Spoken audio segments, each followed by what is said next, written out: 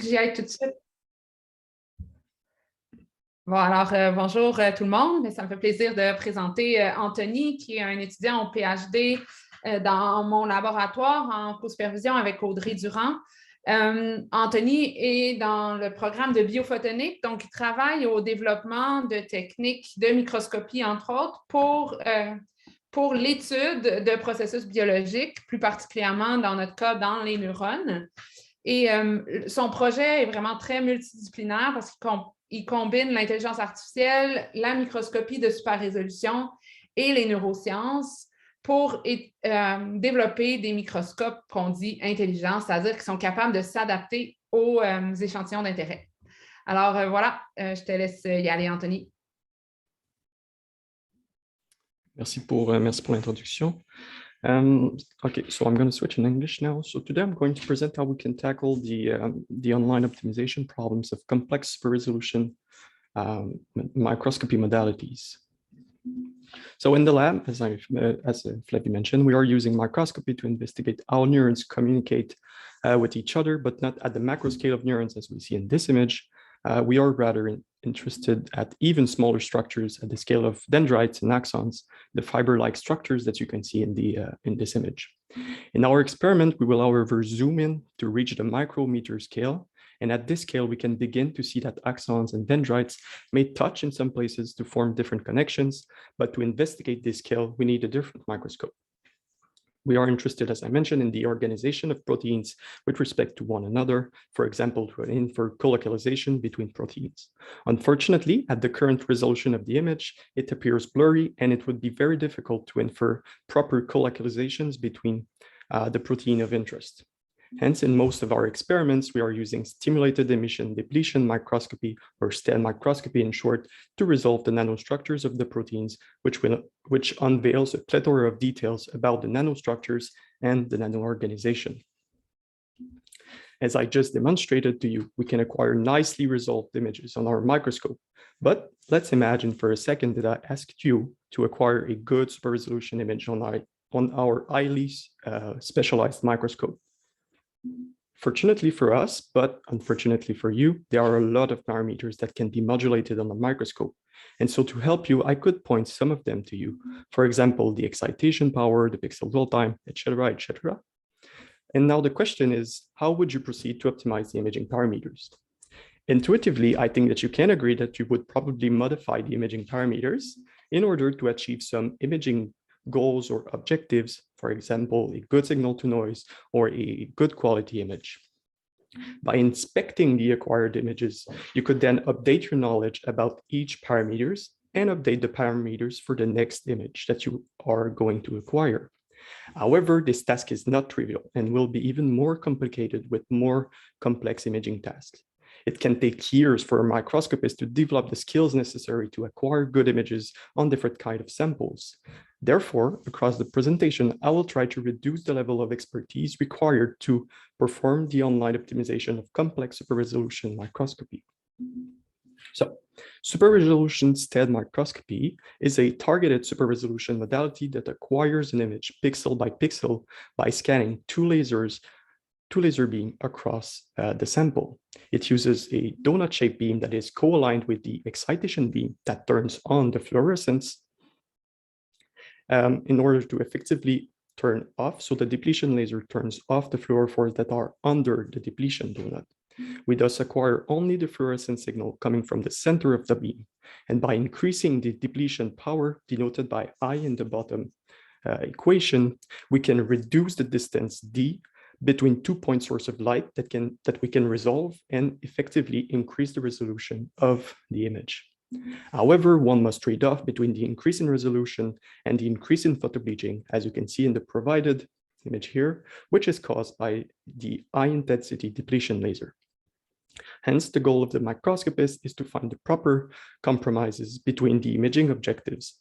For example, in this particular example, the resolution and photobleaching. The question becomes, how can we find this compromise, right? So one naive way would be to use a grid search approach and acquire multiple images for each possible combinations of parameter to account for the variability of the biology. We could then look at the acquired images and define our preferred combination. As you can envision, this is, however, not simple efficient, and many combinations of parameters will inevitably result in poor quality images. Moreover, the combinations found for a specific sample may not apply to a different sample, and the process should thus be repeated. Preferably, you would like to do the optimization of the imaging parameters during the imaging task. This, however, requires to explore the parameter space by modulating the imaging parameters, while simultaneously exploiting the knowledge that is gained during the imaging task by producing high-quality images. This naturally leads to a compromise between the exploration and exploitation. The multi-armed Benedict framework is very well suited for this task, and we used it in a previous publication to tackle this specific problem. In this framework, an agent interacted with the microscope and received feedback of the quality of the acquired images. Formally, the agent will model the objective, in this case, image quality, as a function of the parameters, in this specific case, the laser power.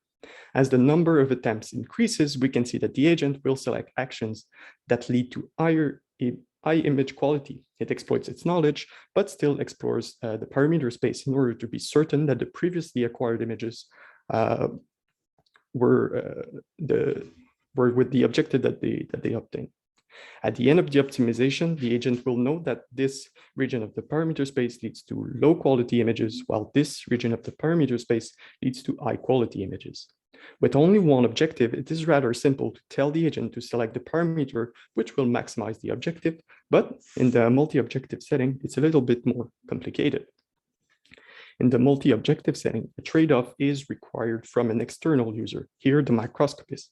This point cloud is constructed by modeling each objective independently, for example, the image quality and the photobleaching as a function of the parameter which we are trying to optimize.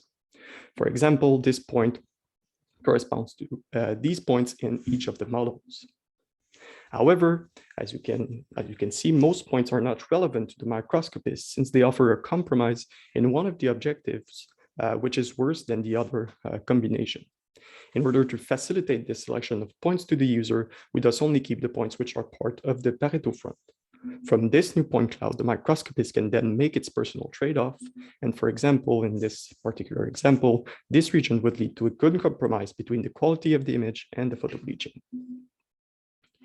In the previous publication, we used the Gaussian process regression model, which we termed KernLTS, and we were able to show that by sequentially making these compromises, the agent was able to converge to a region of the objective space, as it is shown by the clustering of magenta points, which are images that are acquired later in the optimization. Indeed, later images had a high quality while kind of limiting the photobleaching. We can see that across time, the photobleaching was increased, but this also resulted in a higher increase in the quality of the acquired images.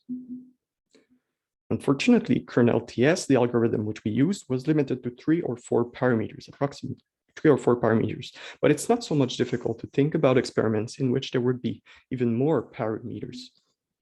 For example, the number of parameters in multicolor imaging scales linearly with the number of colors that you're trying to image, as you can see in this image here.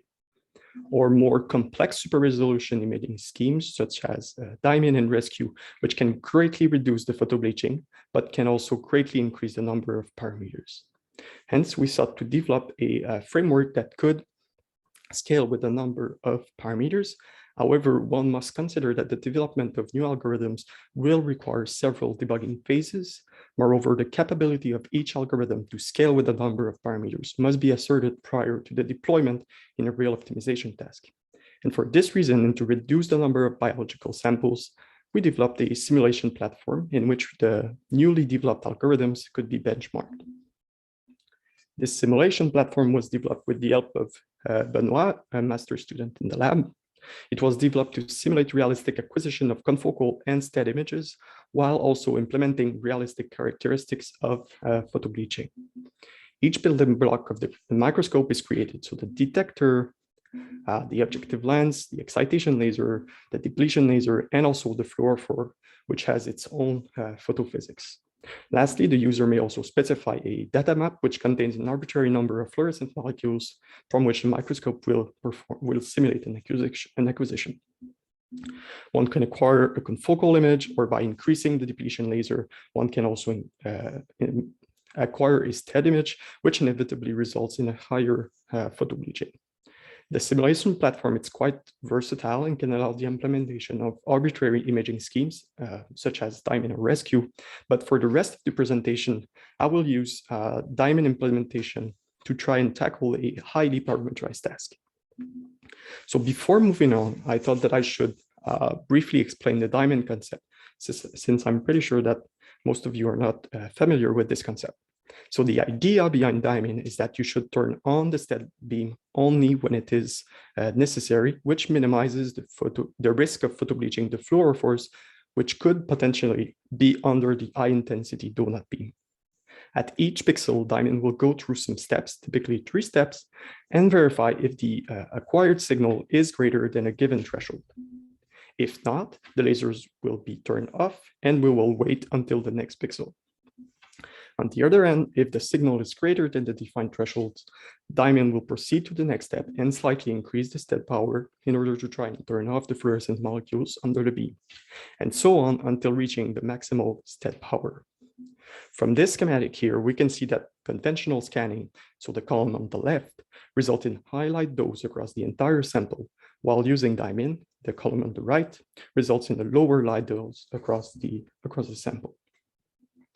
So we implemented diamond in the simulation platform, and here's an example of an acquisition across time and the quantification of the intensity across the imaging sequence.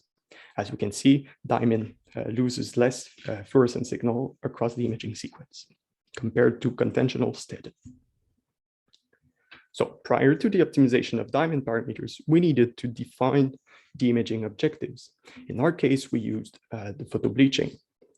One of the photobleaching here is calculated by comparing the intensity of a confocal image that is acquired before and after the steady image or the diamond image. The next objective, which we chose, is the resolution of the image, which is simply calculated from the acquired super resolution image.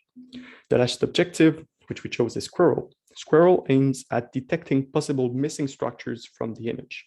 So it aims at detecting artifacts in the super resolved image. As you can see, a low squirrel image implies that all structures present in a confocal image are also present in the super resolution image, while a high squirrel implies that some structures are simply missing in the super resolved image, as you can see in this by the little arrowhead. So this can be the case in diamond if the detecting thresholds are to go to the next steps are set too high, so you stop the imaging. Note that all objectives should be minimized. With the help of Alba, a master's student in the lab, we developed the parametric framework that assumes a polynomial regression between each objectives and their parameters. Hence, we can increase the number of parameters during the optimization. So we first tested this framework on the diamond implementation of the simulator. As we can see in magenta, the magenta points are concentrated to a specific region of the objective space. And remember again that each objective must be minimized. We can also look at the distribution of the objectives at the start of the optimization here in cyan compared to the end here in magenta, and has shown the variance of the objective is more concentrated at the end of the optimization run. We can look at the acquired images at the start of the optimization and see that some images are confocal-like, while some images are simply missing the structures. And we can also appreciate that the last images that were acquired, which show nicely resolved images with few missing structures. We can also inspect the chosen parameters by comparing the parameters that were selected at the beginning, which have a high variance, and the parameters that were selected at the end of the optimization, again here in magenta, which has a reduced variance.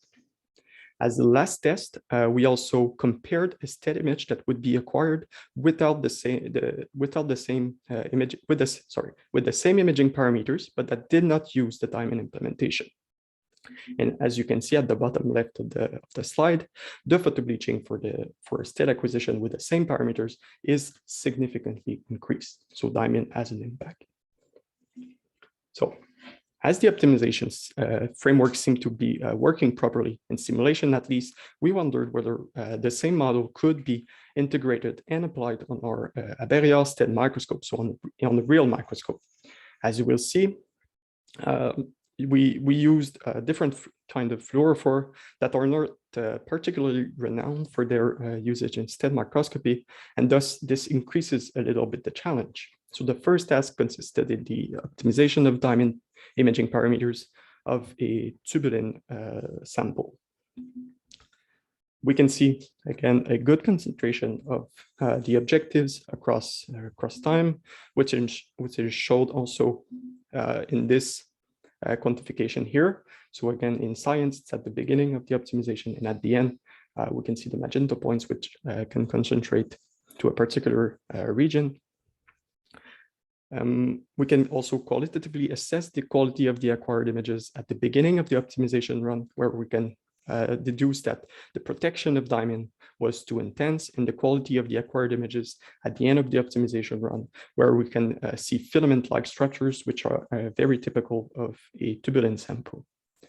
Again, by comparing the selected parameters, we can appreciate that the agent selected parameters in a specific region of the parameter space. And so the next thing we did was to conduct a user study in which we asked users not knowledgeable of diamond to optimize those parameters within approximately 50 attempts. So the first user was a naive user who had never done microscopy nor super resolution microscopy, and we asked this user to manually tune the parameters. Note that this is very similar to what we are asking our agent to do. So we can see that the user was able to maintain a low photobleaching, but struggled with the squirrel objective. This is also quantified in this representation here.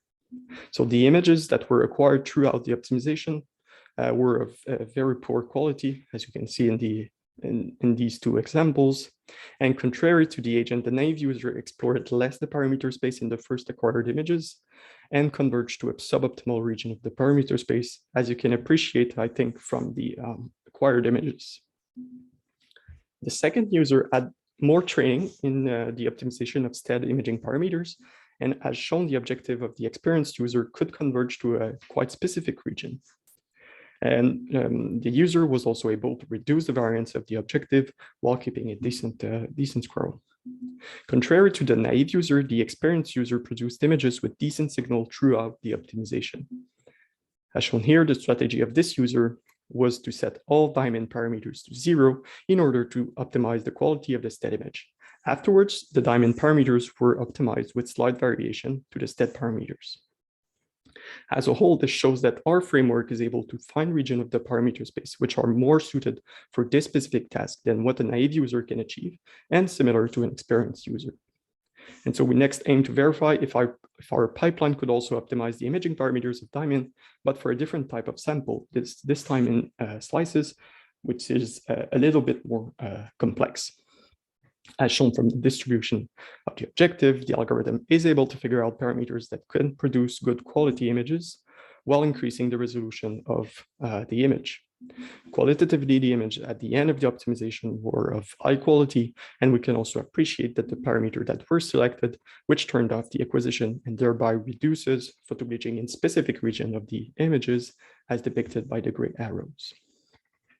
As shown, the excitation, dwell time, and signal level converge to a specific region of the parameter space, while the other parameters had a wider variance. So we also compared the selected parameters in the last steps of the optimization run for different kind of fluorophores, and we can see that the agent selected different imaging parameters for the different fluorophores that we tested. For example, the excitation power was relatively high with Psi5, here in gray, with a short dwell time compared to the two other fluorophores. This can imply that using predefined parameters from a previous publication, for example, can result in diamond parameters which are suboptimal for the specific task. Hence, it would be probably necessary to tune the imaging parameters, and perhaps this could be done using our framework. When performing the optimization run on the microscope, I realized that I had to be very careful about the regions that I selected. Indeed, the model performed worse on images that were dark compared to images that were very bright. This is caused mainly by the fact that the thresholds that are used in Diamond should be tuned according to the experimental setting. This is what at least an experienced microscopist would do. The following work was done with the help of Renaud, a master student in the lab. And in this work, we aim to improve the optimization by leveraging information in the decision-making process. In the following, we will optimize only the 2 diamond thresholds to facilitate the interpretation of the results. So in the situation of diamond, an experienced user would typically look at the current sample and choose the parameters accordingly. For example, when considering the sample B, the chosen threshold should be lower than when considering sample A or C. If you are aware of the multi-arm Bandit literature, you may find that this formulation naturally leads to the contextual Bandit problem. The contextual Bandit framework aims to leverage prior information in the decision-making process by considering a reward function mapping the context to a given reward or the imaging objectives. So let's create a simulated situation in which the parameters of Diamond would have been optimized for a particular density of emitters. As you can see, the Diamond acquisition is quite nice at the top left of the slide. And we can see that all structures are present in the acquisition. We can also appreciate at the bottom of the slide that the measure of artifacts is relatively low. So the measure of artifacts here is simply the squirrel metric. So the artifact is low, and we have a good resolution. On the other hand, if we keep the same parameters, but reduce the number of emitters in the data map, we can see that most structures are not present in the acquired image. This is also represented in the image at the bottom, in which we can see that the photobleaching is greatly reduced, which is a good thing.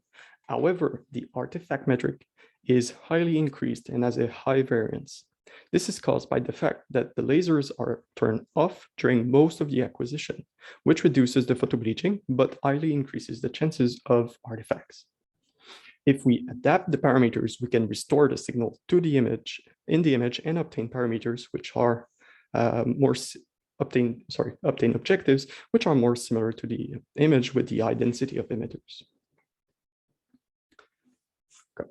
So if you remember correctly our workflow, it works as follows. So at each time step, a new sample or a new region or a new data map is generated. We sample a function from the posterior of the model. Since we are tackling here 2 imaging parameters, we will use kernel TS, a Gaussian process regression model. From the proposed objective, we can select the best parameters. That is done by the macroscopist. It performs its trade-off according to its personal preferences. An image is acquired with the selected parameters, and the objectives are calculated, from which we can update the regression model. So that's the workflow that we use without considering a context.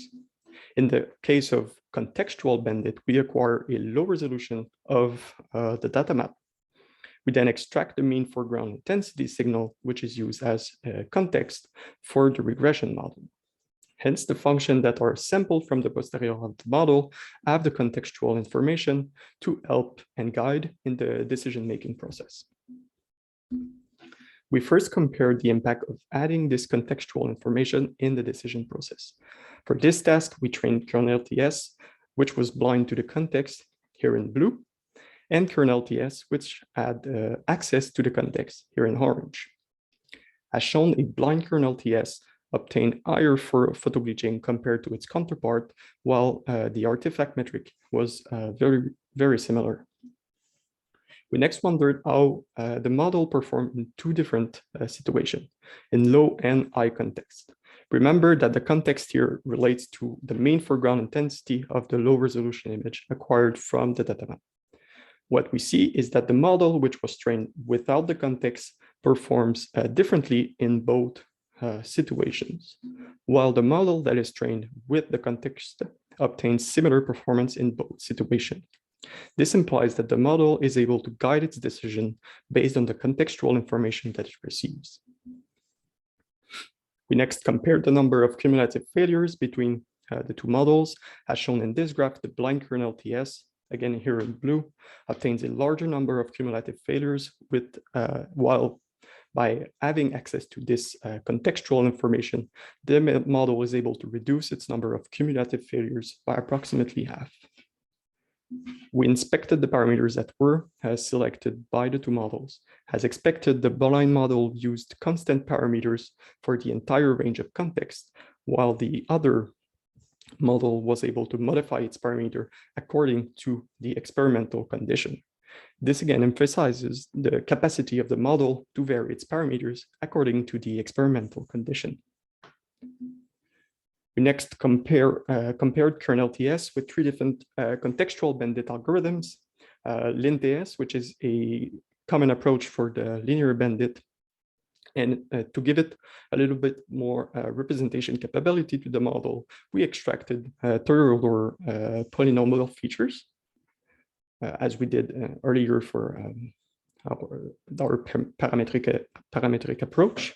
We also consider two different approaches that rely on neural networks to extract their own features. We used LinTS diag and also NeuralTS, which uses the gradients, different gradients to sample from the posterior of the model. While kernel TS and LinTS are limited in terms of the number of parameters or the context space, the neural network implementation could use the entire image as contextual information, for example. And so we compared kernel TS, as I mentioned, with the considered baseline, and as shown, LinTS with third-order polynomial features here in green performs slightly worse than kernel TS for this specific task. In this experiment, kernel TS is only slightly outperformed by neural network models, and LinTS diag in red obtained the best performances. The parameters that are selected by all algorithms are very similar, as you can see in this representation.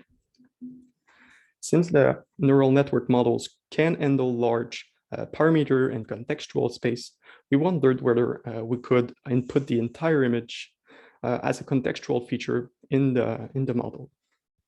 Note that this particular task is much more complex than the previous tasks, since we are asking the model, to learn which features should be important to solve the task while minimizing the number of failures by solving the exploration-exploitation trade-off. Yep. So in this case, we will use the entire image to input into the model to base its decision. As we can see, both models were able to limit the number of failures, but it increased compared to the same models trained solely using a scalar value as the contextual information. Since the performance were not as good as we expected, we aim to maybe facilitate the task by pre-training the vision layer of the model using an encoder-decoder, and by keeping only the encoder part for the vision layer of the model.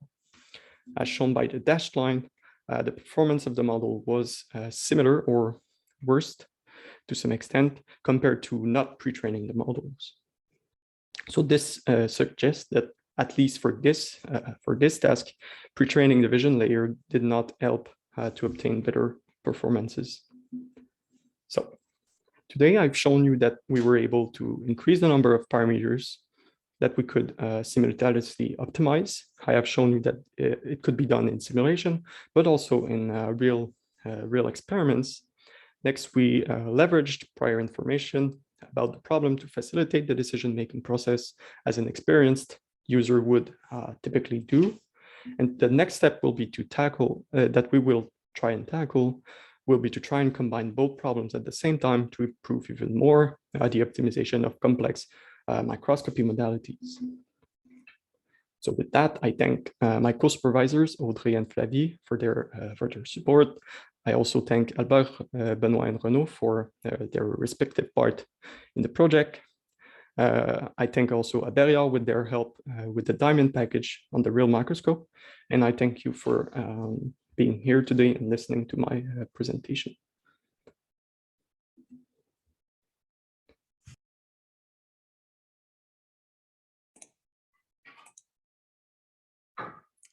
Thank you very much, Anthony, for this presentation. I would like to invite people to ask questions if they have any questions. Please feel free to either ask your question verbally or to write it in the chat.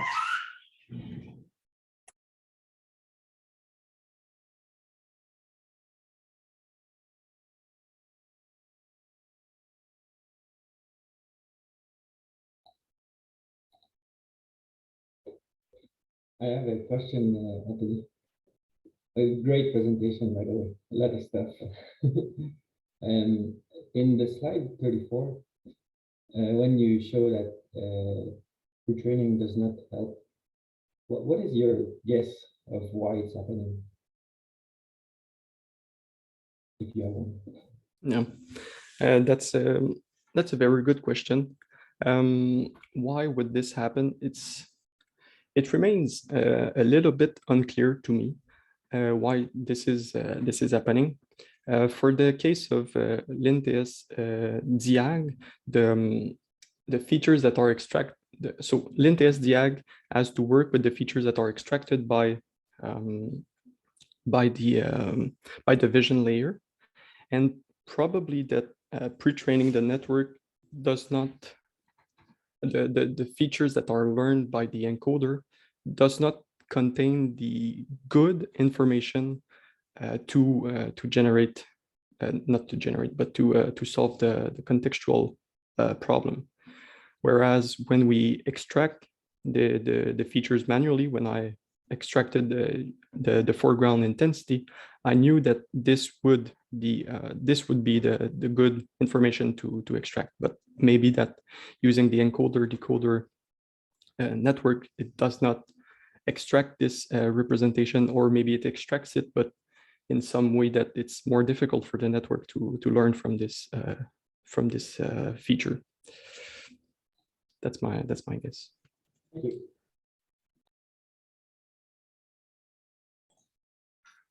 Denis Laurando, please go ahead. Yes, Anthony, thank you for your presentation. I have a very naive question for you. How do you define image quality? Because if I understand what you're trying to do is to get an image of something for which you don't know the shape. If you know the shape, then you're able to evaluate what would be a good image. So if you base the estimation of the quality of the image on objective parameters, and you use persons to evaluate the quality of these images, humans do not evaluate the quality of images based on objective parameters. They say it looks good, and this one does not look good. And signal to noise ratio doesn't have any meaning for a human. So could you give me a little hint on how you evaluate the quality of images of something you don't know? Yeah, sure. So I had this question. I have this question quite often, actually.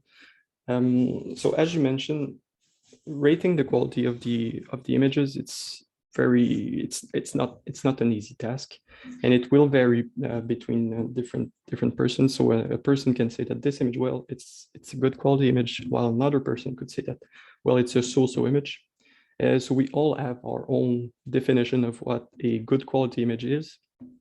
And in the previous work that I showed you using kernel TS, we had a network that would rate the quality of the image. But then again, this network was trained with the preferences of a specific user. So it was as biased as someone would be, as this expert which provided the training examples. In our case, we're not rating the quality of the image, but we tried to extract some objective features that could represent a good quality image. So we used, as I mentioned, the resolution of the image, which can be calculated in super resolution. It's often used to say if an image is of good quality. If an image is good or bad. So if you have a high resolution image, but you're doing super resolution microscope, if you have a low resolution, but you're showing super resolved images, then it is not a good super resolution image. We also, in my case, I use Squirrel because, as I mentioned, if we set the diamond parameters not in a good way, then we can miss the different structures. And so this is why we use this specific objective. But I agree with you that defining objectively the quality of an image is not an easy task. There are some work in adaptive microscopy where some people define the quality of the image, but we didn't use this specific definition of quality of image. Merci bien.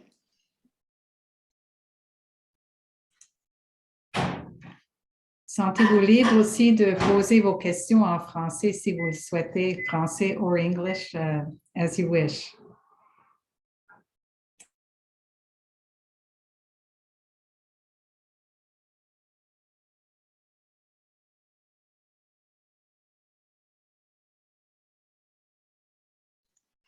Ben, je vais revenir sur ma question finalement parce que est-ce que c'est encore plus naïf que ma première question finalement, mais bon, la lumière naît de la naïveté parfois. Est-ce que ça serait une option d'y aller d'une manière complètement aléatoire?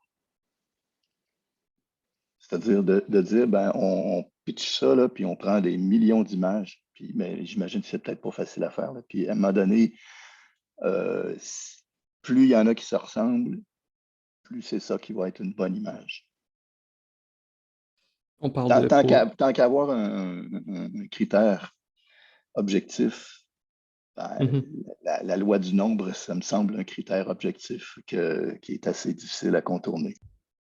Ouais, donc ici, on parle d'acquérir des images sur un microscope, puis on demande après ça à quelqu'un de noter ces images. Est-ce que je comprends bien la question? Même pas, tu ne demandes pas à personne. Tu demandes à quelqu'un après avoir classé.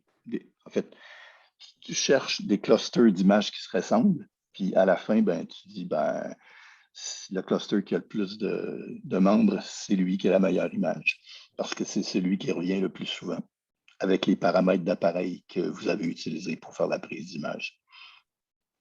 C'est vraiment d'essayer 100 millions de fois un truc, puis ça va finir par marcher.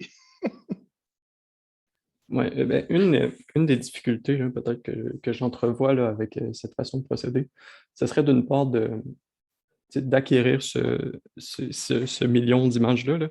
On travaille quand même avec des échantillons vivants qui sont très coûteux.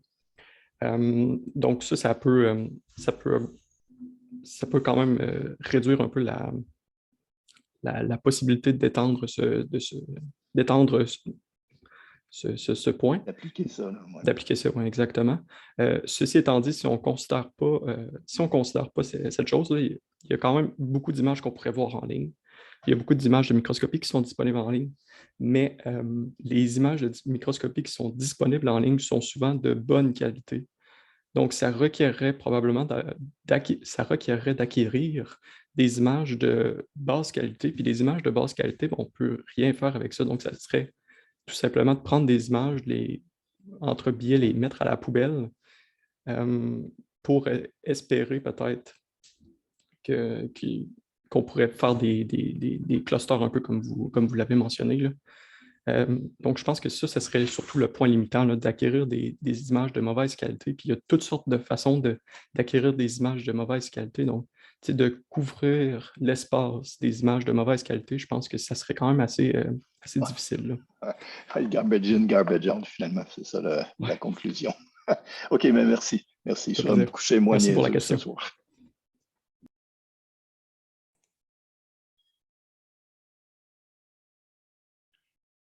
Est-ce qu'il y a d'autres questions? Are there any other questions?